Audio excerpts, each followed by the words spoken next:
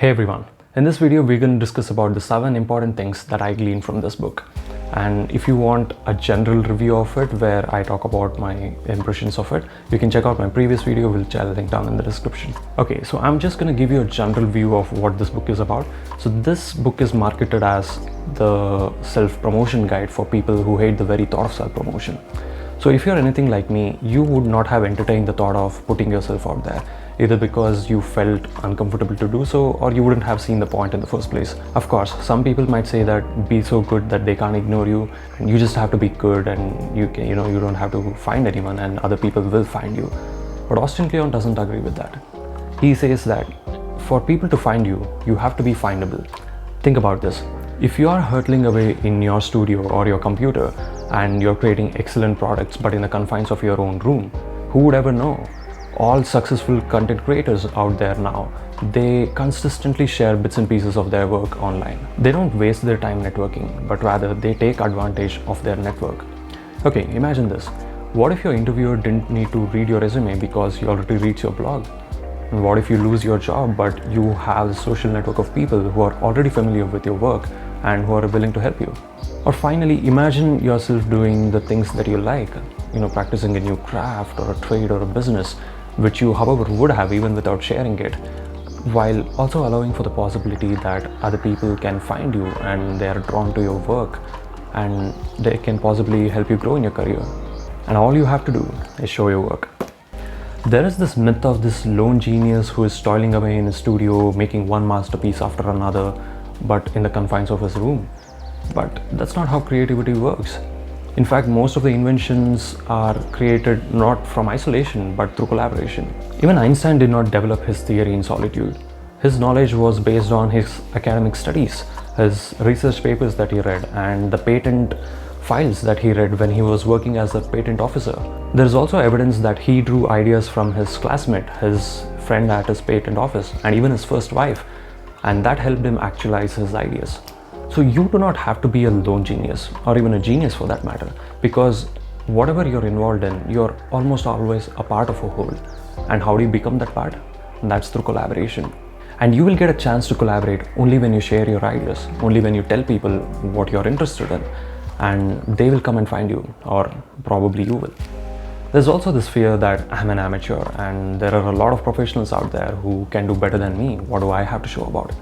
But realize that when you're an amateur, when you accept that you're an amateur, which you would be if you're starting something new, you are unshackled from this embarrassment or ridicule, which you would face if you're a professional and you try to do something and you get it wrong.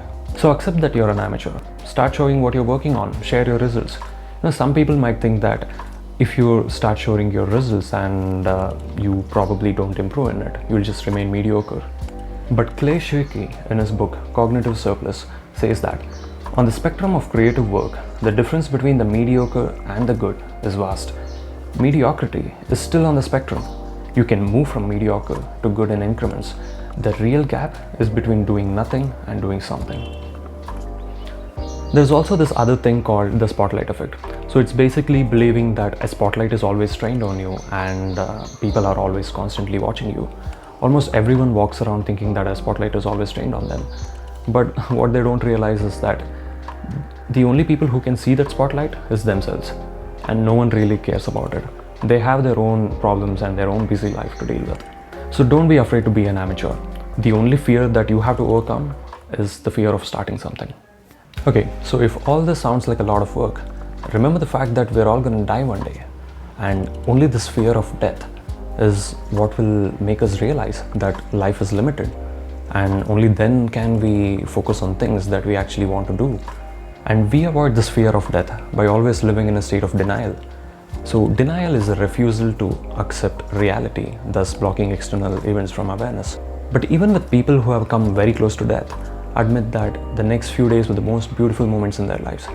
But after a while, it starts fading and they kind of get back to their normal life and their work, and it just goes on. So how do you elicit such a feeling but make it stay every day? Should you run into a speeding truck every single day? Probably not. That's where obituaries come into place. So start reading obituaries every single morning and take inspiration from the people who have come before you and realize the fact that life is limited. and then decide on how you want to spend the rest of your day. So Austin Kleon says that obituaries are not really about death, it's about life. So don't wait for things to happen to you, make it happen to you. Okay, all this sounds great, but what do you start with? What do you write about, or what do you put out initially? So public radio personality Ira Glass says that all of us who do creative work, we get into it because we have good taste. But there is this gap. For the first couple of years, you make stuff. It's just not that good. It's trying to be good. It has potential, but it's not. But your taste, the thing that got you into the game, is still killer. So before sharing your own work, you can start by sharing your interests in other people's work. So now you already have something to share, some content to share with, and it's easier. And because it's easier, you're more likely to do it or start it, which is the major step. And then you start getting good at it, and finally you can share your own work. And at which point you will probably already have the necessary skills to take you up.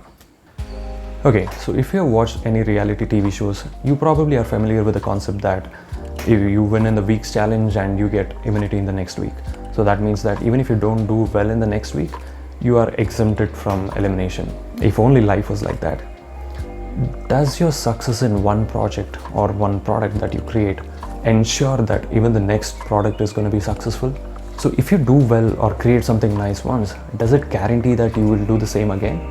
No one can bank on that. So just like that, your failure once does not guarantee that you will fail again. So regardless of your success or failure, you constantly have to be thinking about your next project. If you become complacent after one major project and take a big break, you probably will lose your momentum. This happens to even big artists. So the way they combat that is right after they finish their big project, they immediately start the next. Because when you're involved in a project, you kind of will see something that's missing in the current project, or you will get an idea for the next project. You will be in that zone and you will carry that momentum with you. So if you stick with that momentum and proceed with it, you will be most of the way done. You can obviously take breaks in between, but it's very hard to get that momentum back. So we have started this journey and we are going in the right direction, and whatever we're doing, it's actually perfect. And if we keep on doing the same thing, we will get somewhere. But if we quit at that moment, that's when it breaks. The difference between the people who quit and people who achieve success is just that they were doing the same thing, but they stuck around long enough. Every career has its ups and downs.